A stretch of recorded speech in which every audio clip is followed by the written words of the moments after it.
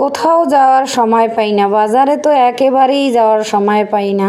কবে যে বাজারে গেছি হয়তো 15-20 দিন হয়ে গেছে। যাই হোক, কাঁচা সবজি এখন আর এত দিন রাখা যায় না, আর বের হওয়ারও এত সময় পাই না।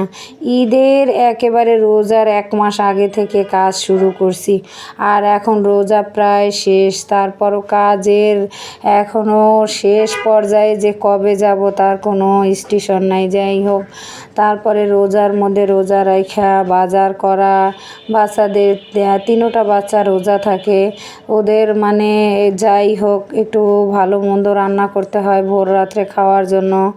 তো সব কিছু মিলাইয়া সময় এখন আর হয় না, ভিডিও করার মতো তো সময় একেবারেই থাকে না। আসসালামু আলাইকুম, বিসমিল্লাহির রহমানির রহিম।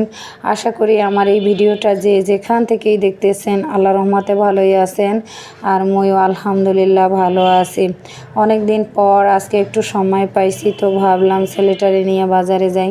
সাথে আমার এক পরিচিত আপাও আসছে, তো দুইজনে মিলা ভাবছি বাজার কইরা যাওয়ার সময় বাজারগুলো নিয়ে তারপরে রিক্সা দিয়ে চলে যাবো। খুব দ্রুতই এক একটা কেনাকাটা করতেছি। আর এইখানেই দেখেন সামনে মিষ্টি আলু উঠছে, তারপরে তরমুজগুলো অনেক সুন্দর ছিল। তো ভাবলাম যেহেতু বাজারে আসছি একটা তরমুজ নিয়েই নিই। আর তরমুজ তো অনেক দিন ধরেই উঠতেছে, কিন্তু এই রোজার ভিতরে বের হওয়া হয় না দেখা একদিনও একটাও নেই। আজকেই আর কি নিতেছি। তো ওনারে আবার বললাম যে ভাইয়া একটু তরমুজটা কাইটা আমাকে দেখান। তরমুজটার দাম হয়েছে 310 টাকা। আমি তারে বললাম যে 300 টাকা দিলে হবে না, 10 টাকা কম দিলে হবে না? সে বললো আচ্ছা ঠিক আছে নেন। তরমুজটা আসলে বাসায় আনার পরে অনেক ভালো ছিল। রোজা খুইলা সবাই তরমুজটা খাইছে, অনেক ভালো হয়েছে। মানে বাচ্চারা আবার, আমার বাচ্চারা একটু তরমুজ বেশি পছন্দ করে। বের হওয়া হইলেই তাদের পছন্দের জিনিসগুলো আমি আনার চেষ্টা করি।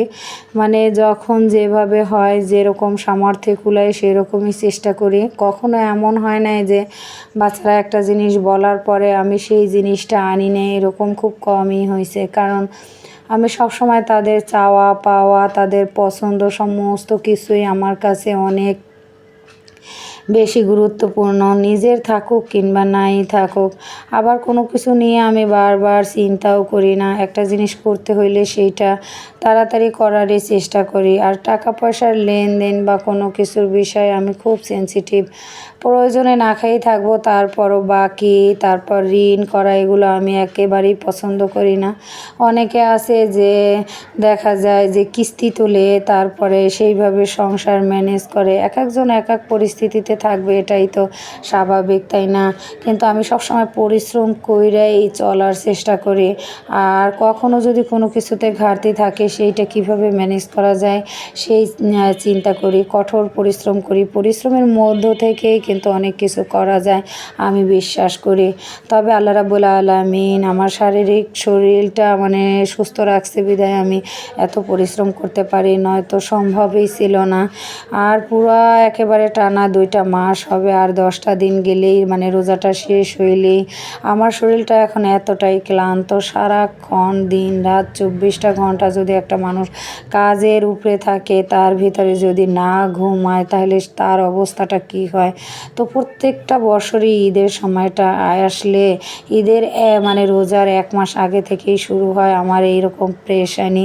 যাই হোক, শুকর আলহামদুলিল্লাহ, আল্লাহর কাছে হাজার শুকরিয়া যে বাসায় বসেও আমি কিছু একটা করতে পারি এবং টাকা ইনকাম করতে পারি। আর যে টাকা ইনকাম করে হয়তো বাহিরে গেলেও অনেকে হয়তো এই টাকা ইনকাম করতে পারে না, এজন্য আল্লাহর দরবারে হাজার হাজার শুকরিয়া। সেলাই কাজে যে এত টাকা যারা না করে তারা বুঝবে না।